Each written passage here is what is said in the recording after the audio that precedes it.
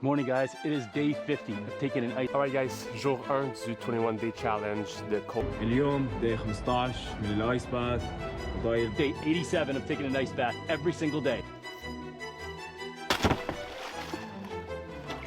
Depuis le début de l'année, dès qu'on se balade sur les réseaux sociaux, on voit des gars casser de la glace et aller se baigner dans des bains froids. Mais est-ce que les bains froids, les douches froides, c'est vraiment bon pour la santé? Et si oui, quels sont ses bénéfices?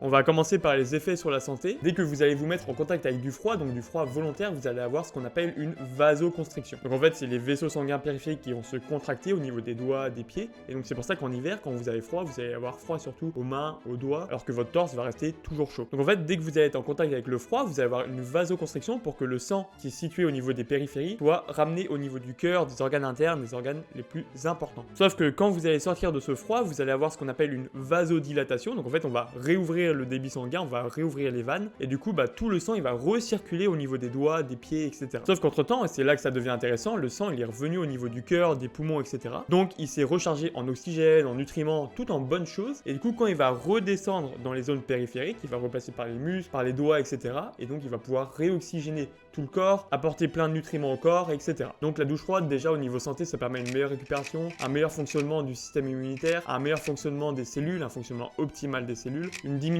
de la fatigue musculaire, une meilleure guérison et une réduction des maladies cardiovasculaires. Mais en plus de ça, vu que le sang sera habitué à faire le chemin entre périphérie et centre, il va circuler de façon optimale. Donc c'est comme vous en fait, quand vous faites votre trajet plusieurs fois, vous allez connaître votre trajet et vous allez le faire beaucoup plus vite. Le sang c'est pareil, en fait s'il fait souvent ce trajet là et très régulièrement, très rapidement, il va favoriser la circulation sanguine et donc il va mieux circuler dans tout le corps. Donc si jamais vous avez les extrémités froides, je vous conseille de justement prendre des douches froides, ce sera certes désagréable au début, mais vous allez avoir une meilleure circulation sanguine et du coup vous allez avoir vos extrémités qui vont être moins froides. Concernant le système immunitaire, si vous allez prendre des douches froides, le corps va créer ce qu'on appelle des lymphocytes.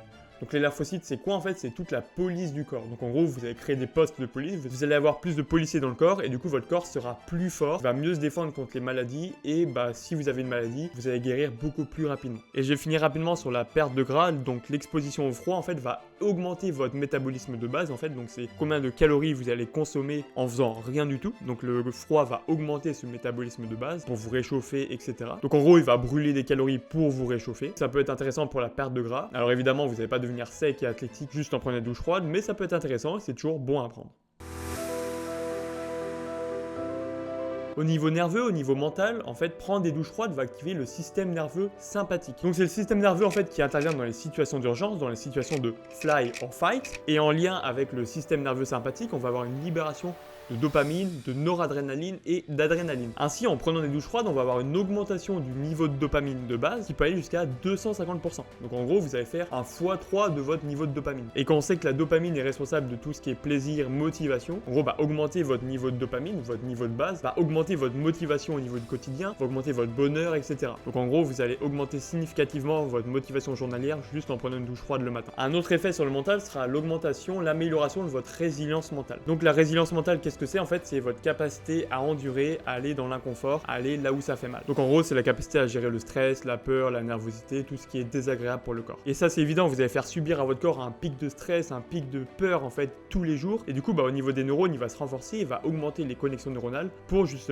améliorer la gestion du stress, améliorer la gestion de la peur, etc. Donc toutes ces connexions neuronales vont pouvoir être utilisées dans d'autres situations stressantes, donc un examen, passer devant plein de gens, etc. Et en gros, toutes les situations stressantes au quotidien vous affecteront moins. On va donc avoir une réduction du stress, une augmentation de la concentration et une amélioration de la fonction cognitive en fait avec tout le renforcement neuronal dont j'ai parlé juste avant. La libération de noradrénaline vue juste avant va avoir des effets antidépresseurs et va réduire l'anxiété au quotidien. Donc en gros, vous allez être moins morose au quotidien et vous allez être plus heureux, voir la vie plus en rose. En parlant de bonheur, vous allez avoir une sécrétion d'endorphine. L'endorphine en fait c'est l'hormone qui est sécrétée après le sport, donc c'est pour ça que c'est toute la sensation de bien-être, etc. Et de toute façon, vous l'avez déjà vécu, vous l'avez déjà pris une douche froide, après on se sent bien, on a une sensation de bien-être quand on se réchauffe naturellement, et donc c'est pour ça c'est l'endorphine.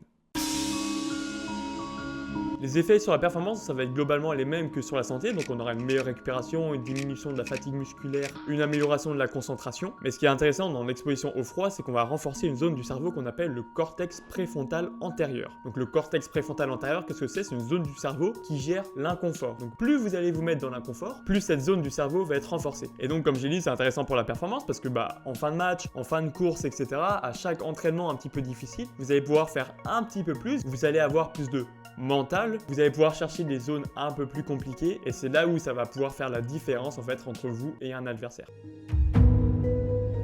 Évidemment, il y a quelques dangers, donc ça peut être l'hypothermie si on reste trop longtemps ou si on reste dans une eau trop froide. Vous pouvez avoir des gelures, donc en gros, vu que vous avez plus de sang au niveau des doigts et des pieds, ça va nécroser, ça va pourrir, et c'est ce qui arrive souvent aux alpinistes. Si le stress non plus n'est pas contrôlé, ça va libérer du cortisol, et donc ça, à force, ça va être mauvais pour vous. On dit aussi que ça va limiter la réaction inflammatoire après le sport, donc après une séance d'hypertrophie par exemple, et du coup, ça va limiter les gains, justement, les gains en prise de muscle, les gains en prise de force, etc.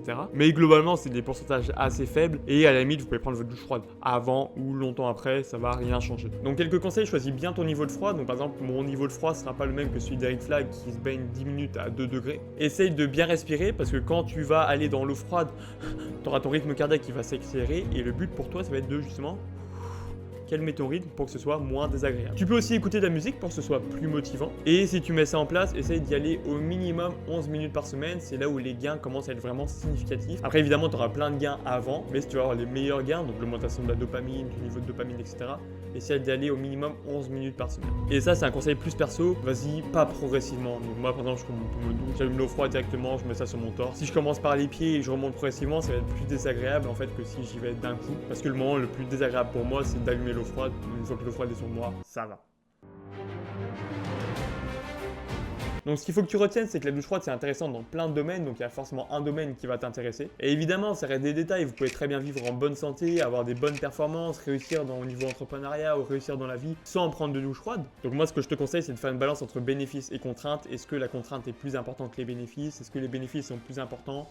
À toi de voir. Et je le rappelle, tu peux très bien réussir sans douche froide, c'est pas ça qui va te rendre millionnaire, c'est pas ça qui va te rendre athlète de haut niveau, c'est pas ça qui va te rendre performant. Après, personnellement, moi je l'applique surtout dans ces petites périodes de déprime hivernale parce que justement ça va augmenter ma motivation journalière, augmenter mon niveau de bonheur, mon niveau de happiness au quotidien. Et donc je trouve qu'il y a beaucoup plus de bénéfices que de méfaits. Ça c'est vraiment plus mon avis personnel. Après, si tu veux mettre ça en place, moi je te recommande d'y aller vraiment progressivement. Donc commencer par 30 secondes uniquement sur les jambes, ensuite peut-être faire 1 minute uniquement sur les jambes, 30 secondes sur tout le corps, 1 minute sur tout le corps. Et vraiment y aller progressivement pour pas que ça te dégoûte. Tu peux évidemment commencer par 2 minutes de douche froide dès le matin comme moi je fais, mais en fait si tu n'y es pas allé progressivement, il y a de grandes chances que ça te dégoûte au bout d'une semaine et que tu ne continues pas après. Donc trouve le rythme qui te convient et ça ira très bien. Si tu as des questions, n'hésite pas à les poser en commentaire ou à m'envoyer un message privé sur Instagram. Sinon tu peux t'abonner, mettre un pouce bleu, partager la vidéo, toujours dans l'optique de développer la chaîne, me faire connaître, ça me ferait très plaisir.